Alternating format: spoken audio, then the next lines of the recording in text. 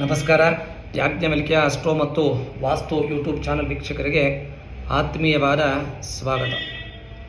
ಇಂದಿನ ವಿಷಯ ಏನಪ್ಪ ಅಂದರೆ, ಹಣವನ್ನು ನಾವು ಆಕರ್ಷಣೆ ಮಾಡುವುದು ಹೇಗೆ, ಯಾವ ಥರ ನಾವು ಶುಚಿಯಾಗಿದ್ದಾಗ ಹಣ ನಮ್ಮ ಹತ್ರ ಯಾವ ಥರ ಇರುತ್ತೆ ಅಂಥೇಳಿ ಆ ವಿಚಾರವನ್ನು ನಾವು ಸ್ವಲ್ಪ ತಿಳ್ಕೊಳ್ಳೋಣ. ಅಂದರೆ ಧನಮೂಲಂ ಇದಂ ಜಗತ್ತು ಅಂತ ಒಂದು ಶ್ಲೋಕ. ಎಲ್ಲದಕ್ಕೂ ನಮಗೆ ಮೂಲ ಆಗಿರ್ತಕ್ಕಂಥದ್ದು ದುಡ್ಡು ಅಂತ ಎಲ್ಲರಿಗೂ ಗೊತ್ತಿರತಕ್ಕಂಥ ವಿಷಯ. ಆದರೆ ಆ ದುಡ್ಡು ಅನ್ನೋದು ಸಾಮಾನ್ಯವಾಗಿ ಎಲ್ಲರ ಹತ್ರ ನಿಲ್ಲುತ್ತಾ ಅಂದರೆ ಖಂಡಿತವಾಗಿ ಅದು ನಿಲ್ಲೋದಿಲ್ಲ. ಲಕ್ಷ್ಮಿ ಅಂತಕ್ಕಂಥದ್ದು ಚಂಚಲ ಅಂತ ಹೇಳ್ತೀವಿ. ಒಬ್ಬರ ಹತ್ರ ದುಡ್ಡು ಬರುತ್ತೆ, ನಾಳೆ ಆಗೋ ಜೊತೆಗೆ ಆ ದುಡ್ಡು ಇನ್ನೊಬ್ಬರ ಮನೆಗೆ ಹೋಗುತ್ತೆ. ಅದೇ ರೀತಿಯಾಗಿ ಪ್ರತಿನಿತ್ಯ ನಾವು ಮಾಡ್ತಕ್ಕಂಥ ಈ ಕೆಲಸ ಕಾರ್ಯಗಳಲ್ಲಿ ಲಕ್ಷ್ಮಿ ಅಂತಕ್ಕಂಥದ್ದು ಒಂದು ಮನೆಯಲ್ಲಿರುತ್ತೆ, ಇನ್ನೊಂದು ಮನೆಯಲ್ಲಿ ಹೋಗುತ್ತೆ. ಅದು ವಾಸ್ತವವಾಗಿ ನಡೀತಕ್ಕಂಥ ಒಂದು ವಿಷಯ. ಒಬ್ಬ ಮನುಷ್ಯ ಸುಖವಾಗಿ ಮತ್ತು ಎಲ್ಲ ಸೌಕರ್ಯಗಳನ್ನು ನಾವು ನೋಡಬೇಕು ಅಂದಾಗ, ಬದುಕತಕ್ಕಂಥ ಒಂದು ಅವಕಾಶ ಬೇಕು ಅಂದಾಗ ಆ ದುಡ್ಡು ಅನ್ನೋದು ತುಂಬ ಅವಸರದ ಒಂದು ವಿಷಯವಾಗಿದೆ. ಯಾರಿಗೆಲ್ಲ ದುಡ್ಡು ಬೇಡ? ಎಲ್ಲ ಒಬ್ಬ ಮನುಷ್ಯನಿಗೂ ದುಡ್ಡಿನ ಒಂದು ಅವಶ್ಯಕತೆ ಅಂತಕ್ಕಂಥದ್ದು ತುಂಬ ಇದೆ. ಯಾರಿಗೆಲ್ಲ ಆ ದುಡ್ಡು ಅಂತೇನು ಹೇಳ್ತೀವಿ, ಖರ್ಚು ಅಂತೇನು ಹೇಳ್ತೀವಿ, ಮಾಡ್ತಕ್ಕಂಥ ವಿಧಾನಗಳಿಂದ ಖರ್ಚಾಗ್ತಕ್ಕಂಥದ್ದು ಜಾಸ್ತಿ ಆಗ್ಬೋದು ಅಥವಾ ಕಮ್ಮಿ ಆಗ್ಬೋದು. ಆದರೆ ಆ ದುಡ್ಡಿನ ಅವಶ್ಯಕತೆ ಇಲ್ಲ ಅಂತ ವ್ಯಕ್ತಿಗಳು ಯಾರೂ ಇಲ್ಲ. ಎಲ್ಲರಿಗೂ ಸಹ ಆ ಲಕ್ಷ್ಮಿಯ ಅನುಗ್ರಹ ಅಂತ ಹೇಳ್ತೀವಲ್ಲ, ಅದು ಖಂಡಿತವಾಗಿ ಎಲ್ಲರಿಗೂ ಬೇಕಾಗಿರ್ತಕ್ಕಂಥ ಒಂದು ವಿಷಯ. ಆದರೆ ಆ ದುಡ್ಡು ನಮ್ಮ ಹತ್ರ ಹೇಗೆ ನಮ್ಮ ಹತ್ರ ನಿಲ್ಲುತ್ತೆ, ನಾವು ಏನೆಲ್ಲ ಉಪಾಯಗಳನ್ನು ಮಾಡಬೇಕು ಅಂತ ಮಾತ್ರ ನಾವು ಅದರ ಬಗ್ಗೆ ತಲೆ ಕೆಡಿಸ್ಕೊಡೋದಿಲ್ಲ. ಸಾಮಾನ್ಯವಾಗಿ ಕೆಲಸಗಳನ್ನು ಮಾಡ್ತಾ ಇರ್ತೀವಿ, ಸಂಪಾದನೆ ಅಂತ ಮಾಡ್ತಾ ಇರ್ತೀವಿ, ದುಡ್ಡು ಬರ್ತಾ ಇರುತ್ತೆ, ದುಡ್ಡು ಹೋಗ್ತಾ ಇರುತ್ತೆ. ಇದು ಸಹಜವಾದ ಒಂದು ಪ್ರಕ್ರಿಯೆಯಲ್ಲಿ ನಡೀತಾ ಇರುತ್ತೆ. ಎಷ್ಟೋ ಜನ ಎಷ್ಟೆಲ್ಲ ಕಷ್ಟಪಟ್ಟು ಆ ದುಡ್ಡನ್ನು ಉಳಿಸ್ಕೋಬೇಕು ಅಂತ ಪ್ರಯತ್ನಗಳು ಪಡ್ತಾ ಇರ್ತಾರೆ. ಆದರೂ ಸಹ ಆ ದುಡ್ಡು ಉಳಿಯೋದಕ್ಕೆ ಆಗೋದಿಲ್ಲ, ಖರ್ಚುಗಳು ತುಂಬಾ ಆಗ್ತಾ ಇರುತ್ತೆ. ಎಷ್ಟೋ ಜನ ತುಂಬ ಜಾಸ್ತಿ ಸಂಪಾದನೆಯನ್ನು ಮಾಡ್ತಾ ಇರ್ತಾರೆ, ಆದರೂ ಸಹ ಆ ದುಡ್ಡು ನಿಲ್ಲೋದಿಲ್ಲ. ಆದರೆ ಈ ದುಡ್ಡು ನಿಲ್ಲಬೇಕು ಅಂದಾಗ ನಾವೆಲ್ಲ ಏನು ಮಾಡಬೇಕು ಅಂತ ನಾವು ಒಂದ್ಸಲಿ ಯೋಚನೆಯನ್ನು ಮಾಡಿದಾಗ, ಕೆಲವೊಂದು ಈ ದುಡ್ಡು ಆಕರ್ಷಣೆ ಮಾಡ್ತಕ್ಕಂಥ ಒಂದು ಸಂದರ್ಭಗಳಲ್ಲಿ ನಾವೆಲ್ಲ ಯಾವನ್ನು ಫಾಲೋ ಮಾಡಬೇಕು ಅಂತೇನು ಹೇಳ್ತೀವಿ, ಅದನ್ನು ಫಾಲೋ ಮಾಡಿದಾಗ ಖಂಡಿತವಾಗಿ ಆ ದುಡ್ಡು ನಿಲ್ಲುತ್ತೆ ಅಂತೇಳಿ ಕೆಲವು ಗ್ರಂಥಗಳಲ್ಲಿ ಉಲ್ಲೇಖವಾಗಿದೆ. ಸಾಮಾನ್ಯವಾಗಿ ಒಬ್ಬ ವ್ಯಕ್ತಿ ಅಂತ ನಾವು ತಗೊಂಡಾಗ ಏನಾಗುತ್ತೆ, ಒಂದು ಪರ್ಸು ಅಂತ ಇಟ್ಕೊಂಡಿರ್ತೀವಿ.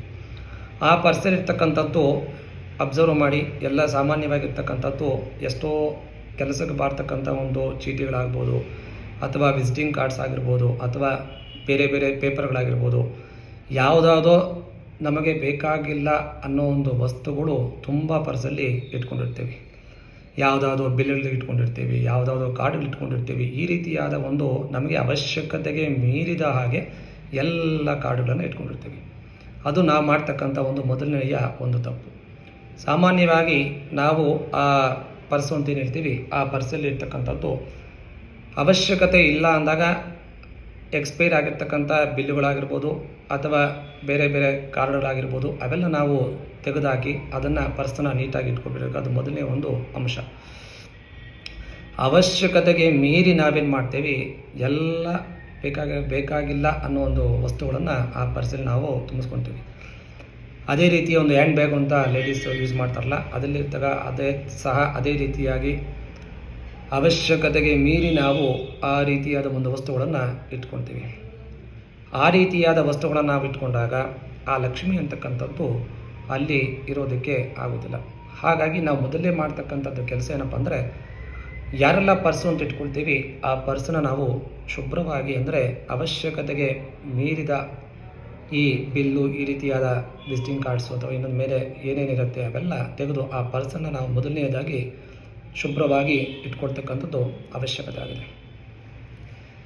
ಅದೇ ರೀತಿಯಾಗಿ ನಾವು ಒಂದು ಲಕ್ಷ್ಯವನ್ನು ಇಟ್ಕೋಬೇಕು. ಏನು ಯಾವುದು ಲಕ್ಷ್ಯ ಅಂದರೆ, ನಾವು ಇಷ್ಟು ಸಂಪಾದನೆ ಮಾಡ್ತೀವಿ, ಆ ಸಂಪಾದನೆಯಲ್ಲಿ ನಮಗೆ ಯಾವ ರೀತಿಯೆಲ್ಲ ಖರ್ಚಿದೆ.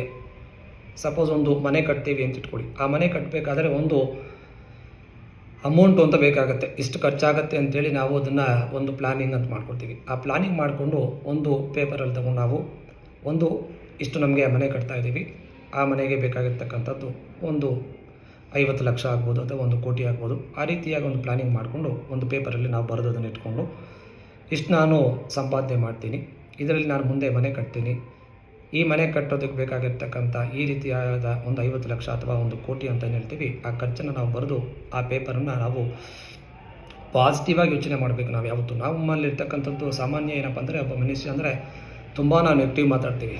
ಆ ನೆಗೆಟಿವ್ ಅಂತಕ್ಕಂಥದ್ದು ನಮ್ಮ ಮೇಲೆ ಎಷ್ಟು ಪರಿಣಾಮ ಬೀರುತ್ತೆ ಅಂದರೆ ಅದು ಯಾರಿಗೂ ಸಹ ಅರ್ಥ ಆಗೋದಿಲ್ಲ. ಸಾಮಾನ್ಯವಾಗಿ ಎಲ್ಲ ನಾವು ಮಾಡ್ತಕ್ಕಂಥ ಕೆಲಸ ಏನಪ್ಪ ಅಂದರೆ, ನನ್ನ ಕೈಲಿ ಆಗಲ್ಲ, ನಾವು ಮಾಡಲ್ಲ, ನನಗೆ ಬರಲ್ಲ, ನನ್ನ ಹತ್ರ ದುಡ್ಡಿಲ್ಲ, ಈ ರೀತಿಯಾಗಿ ನೆಗೆಟಿವ್ ಎನರ್ಜಿ ಅಂತಲೇ ಜಾಸ್ತಿ ನಾವು ಮಾತಾಡಿ ಆ ನೆಗೆಟಿವ್ ವೈಬ್ರೇಷನ್ಸ್ ಅನ್ನೋದು ನಮ್ಮ ಹತ್ರ ಸುತ್ತಾ ಇರುತ್ತೆ. ಹಾಗಾಗಿ ಇನ್ನು ಮುಂದೆ ಏನು ಮಾಡ್ತಕ್ಕಂಥ ಕೆಲಸಗಳೇನಪ್ಪ ಅಂದರೆ, ಒಂದು ಪಾಸಿಟಿವ್ನೆಸ್ ಅಂತ ಹೇಳ್ತೀವಿ. ನಾನು ಮನೆ ಕಟ್ತೀನಿ, ನಾನು 1 ಕೋಟಿಯಲ್ಲಿ ಮನೆ ಕಟ್ತೀನಿ, ಈ ರೀತಿಯಾಗಿ ಪಾಸಿಟಿವ್ ವೈಬ್ರೇಷನ್ಸ್ ನಾವು ಕೂತಾಗ ನಿಂತಾಗ ಹೆಚ್ಚಿನಾಗಿ ನಾವು ಮಾತಾಡಿದಾಗ ನಮಗೆ ಆ ಪಾಸಿಟಿವ್ ವೈಬ್ರೇಷನ್ಸ್ ನಾವು ಎಷ್ಟು ಒಳ್ಳೆಯದನ್ನು ಮಾತಾಡ್ತೀವಿ, ಅದು ನಮ್ಮ ಸುತ್ತಮುತ್ತ ನಮಗೆ ಆ ಒಂದು ಪರಿಸರ ಅಂತ ಹೇಳ್ತೀವಿ, ಅದು ಎಲ್ಲ ಅಬ್ಸರ್ವೇಷನ್ ಅಂತ ಹೇಳ್ತೀವಲ್ಲ, ಆ ಅಬ್ಸರ್ವೇಷನ್ ಮಾಡಿ ನಮಗೆ ಆ ಮುಖಾಂತರವಾಗಿ ನಮಗೆ ಬೇಕಾಗಿರ್ತಕ್ಕಂಥ ಮನೆ ಅಥವಾ ದುಡ್ಡನ್ನು ನಮಗೆ ಆ ಭಗವಂತ ಎಲ್ಲನ್ನ ಕರುಣೆಯನ್ನು ಕೊಟ್ಟು ಆ ದುಡ್ಡನ್ನು ನಮಗೆ ಕರುಣೆಯನ್ನು ಕೊಡ್ತಾರೆ. ಹಾಗಾಗಿ ಮಾಡ್ತಕ್ಕಂಥದ್ದು ನಾವೇನಪ್ಪ ಅಂದರೆ, ಸಾಮಾನ್ಯವಾಗಿ ಆ ನೆಗೆಟಿವ್ ಅನ್ನೋದು ಆದಷ್ಟು ಕಮ್ಮಿ ಮಾತಾಡಿ, ಪಾಸಿಟಿವ್ನೆಸ್ ಅಂದರೆ ನಾನು ಖಂಡಿತವಾಗಿ ಒಂದಲ್ಲ ಒಂದಿನ ನಾನು ಕಾರ್ ತಗೊಳ್ತೀನಿ, ಮನೆ ತಗೊಳ್ತೀನಿ, ಈ ರೀತಿಯಾಗಿ ಪಾಸಿಟಿವ್ ವೈಬ್ರೇಷನ್ಸಿಂದ ನೀವು ಜೀವನದಲ್ಲಿ ಉತ್ಸಾಹದಿಂದ ಒಂದಲ್ಲ ಒಂದಿನ ನಿಮಗೆಲ್ಲ ಬೇಕಾಗಿರ್ತಕ್ಕಂಥ ಒಂದು ಈ ಮನೆ ಅಥವಾ ವಾಹನ ಅಥವಾ ನಿಮಗೆ ಬೇಕಾಗಿರ್ತಕ್ಕಂಥ ಎಲ್ಲ ಸೌಕರ್ಯಗಳು ಖಂಡಿತವಾಗಿ ಸಿಗುತ್ತೆ ಅಂತೇಳಿ ಈ ಮೂಲಕವಾಗಿ ನಾವು ಅದನ್ನು ಹೇಳ್ಬೋದು. ಅದೇ ರೀತಿಯಾಗಿ ನಾವು ಏನು ಮಾಡ್ತೀವಿ, ಆ ಬೀರು ಅಂತ ಏನು ಹೇಳ್ತೀವಲ್ಲ, ಆ ಬೀರುವಲ್ಲಿ ಶುಭ್ರವಾಗಿ ಅವಶ್ಯಕತೆ ಇಲ್ಲದಿರತಕ್ಕಂಥ ವಸ್ತುಗಳನ್ನು ತೆಗೆದು ಅವಶ್ಯಕತೆ ನಮಗೇನಿದೆಯೋ ಅದನ್ನು ಮಾತ್ರ ನಾವು ಅದನ್ನು ಇಡಬೇಕು. ಒಂದು ರೀತಿಯಲ್ಲಿ ಆ ಲಕ್ಷ್ಮಿಯನ್ನು ನಾವು ಆಕರ್ಷಣೆ ಯಾವ ರೀತಿ ಮಾಡ್ತೀವಿ ಅಂದರೆ, ಅಲ್ಲಿರ್ತಕ್ಕಂಥ ನಾವು ಗಲೀಜು ಅಂತ ಹೇಳ್ತೀವಲ್ಲ, ಆ ಗಲೀಜನ್ನು ತೆಗೆದಾಗ ಆ ಖಂಡಿತವಾಗಿ ಆ ಲಕ್ಷ್ಮಿ ಅನ್ನೋದು ಸ್ಥಿರವಾಗಿ ನಿಲ್ಲೋದಕ್ಕೆ ಸಾಕಷ್ಟು ಆ ಪಾಸಿಟಿವ್ ವೈಬ್ರೇಷನ್ಸ್ ಅಂತ ಏನು ಹೇಳ್ತೀವಲ್ಲ, ಆ ಪಾಸಿಟಿವ್ ವೈಬ್ರೇಷನ್ಸ್ ನಮಗೆ ಆ ಲಕ್ಷ್ಮಿ ಅನ್ನೋದು ಖಂಡಿತವಾಗಿ ನಮಗೆ ಸಿಗುತ್ತೆ. ನಾವು ಒಂದು ರೀತಿಯ ಒಂದು ಪ್ಲಾನಿಂಗ್ ಅಂತ ಏನು ಹೇಳ್ತೀವಲ್ಲ, ಆ ಪ್ಲಾನಿಂಗ್ ಹಾಕ್ಕೊಂಡೆ ನಾವು ಜೀವಿತದಲ್ಲಿ ನಾವು ಮುಂದುವರಿಬೇಕಾಗುತ್ತೆ. ಅದೇ ರೀತಿಯಾಗಿ ನಾವು ಮಾಡ್ತಕ್ಕಂಥದ್ದು ಭಗವಂತನಿಗೆ ನಾವು ಸ್ಮರಣೆ ಮಾಡಬೇಕು. ಯಾವತ್ತೂ ಆಗಲಿ ನಮಗೆ ಭಗವಂತ ಇಷ್ಟೆಲ್ಲ ಒಳ್ಳೆಯ ಜೀವನವನ್ನು ಕೊಟ್ಟಿದ್ದಾನೆ, ನಾವು ಭಗವಂತನಿಗೆ ಸಾಕಷ್ಟು ಕೃತಜ್ಞತೆಯನ್ನು ಸಲ್ಲಿಸಬೇಕು. ನಾವು ಸಾಮಾನ್ಯವಾಗಿ ಏನು ಮಾಡ್ತೀವಿ, ನನಗೆ ಭಗವಂತ ಏನು ಕೊಟ್ಟಿಲ್ಲ, ಸಾಲ, ಇನ್ನೊಂದು ಮತ್ತೊಂದು, ಆರೋಗ್ಯ ಸರಿ ಇಲ್ಲ, ಮನೆ ಕೊಟ್ಟಿಲ್ಲ, ಅದು ಇದು ಅಂತ ನಾವು ಬೇಕಾದಷ್ಟು ಮಾತಾಡ್ತಾ ಇರ್ತೀವಿ. ಬರೀ ನಾವು ನೆಗೆಟಿವ್ ಮಾತಾಡ್ತಾನೇ ನಮ್ಮ ಜೀವನವನ್ನು ಕಳೀತಾ ಇರ್ತೀವಿ. ಆ ನೆಗೆಟಿವ್ ಮಾತಾಡಿ ಏನಾಗುತ್ತೆ, ಜೀವನವೇ ನಮ್ಮದು ಒಂಥರ ನಶ್ವರ ಅಂತ ಹೇಳ್ತೀವಲ್ಲ, ಆ ನಶ್ವರ ಅಂದರೆ ನೆಗೆಟಿವ್ ವೈಬ್ರೇಷನ್ಸಲ್ಲಿ ನಮ್ಮ ಮೈಂಡ್ ಎಲ್ಲ ತುಂಬ ಹೋಗುತ್ತೆ. ಹಾಗಾಗಿ ಭಗವಂತ ನಮಗೆ ಇಷ್ಟು ರೀತಿ ಒಳ್ಳೆಯ ಜೀವನವನ್ನು ಕೊಟ್ಟಿದ್ದಾನೆ, ಭಗವಂತ ನಮಗೆ ಒಳ್ಳೆಯ ಸುಖ ಸೌಕರ್ಯಗಳನ್ನು ಕೊಟ್ಟಿದ್ದಾನೆ ಅನ್ನೋ ರೀತಿಯ ನಾವು ಪಾಸಿಟಿವ್ ವೈಬ್ರೇಷನ್ಸನ್ನು ನಾವು ಕ್ರಿಯೇಟ್ ಮಾಡಬೇಕು. ಅದೇ ರೀತಿಯಾಗಿ ಭಗವಂತ ನಾವು ಕೃತಜ್ಞತೆಯನ್ನು ಸಲ್ಲಿಸಬೇಕು. ನಮಗಿಷ್ಟೆಲ್ಲ ಒಳ್ಳೆಯ ಜೀವನವನ್ನು ಭಗವಂತ ಕೊಟ್ಟಿದ್ದಾನೆ. ನಾವಾಗಿ ಆ ಭಗವಂತನಿಗೆ ನಾವು ಏನು ಮಾಡಬೇಕಂದ್ರೆ, ಭಗವಂತ ನನಗೆ ಈ ರೀತಿಯಾದ ಎಲ್ಲ ಸೌಕರ್ಯಗಳನ್ನು ಕೊಟ್ಟಿದ್ದೇನೆ, ನಿನಗೆ ಕೃತಜ್ಞತೆಯನ್ನು ಸಲ್ಲಿಸುತ್ತಿದ್ದೇನೆ ಅಂದಾಗ ಎಲ್ಲೋ ಒಂದು ರೀತಿಯಲ್ಲಿ ಆ ಪಾಸಿಟಿವ್ ವೈಬ್ರೇಷನ್ಸ್ ಅಂತ ನಾವೇನು ಹೇಳ್ತೀವಿ, ಖಂಡಿತವಾಗಿ ನಮಗೆ ಅದು ಕ್ಲಿಕ್ ಆಗಿ ನಮ್ಮ ಜೀವನದಲ್ಲಿ ಬೇಕಾಗಿರ್ತಕ್ಕಂಥ ಎಲ್ಲ ಸೌಕರ್ಯಗಳು ಸಿಗೋದಕ್ಕೆ ಖಂಡಿತವಾಗಿ ನಮಗೆ ಆ ಭಗವಂತ ಅನುಕೂಲವನ್ನು ಮಾಡ್ತಾನೆ. ನಾವು ಬರೀ ನೆಗೆಟಿವ್ ಅಂದರೆ ನಮ್ಮ ಜೀವನದಲ್ಲಿ ಏನು ಮಾಡ್ತೇವೆ, ಬರೀ ಕಂಪ್ಲೇಂಟ್ ಮಾಡಿಕೊಂಡು ಜೀವನವನ್ನು ಸಾಗಿಸ್ತಾ ಇರ್ತೇವೆ.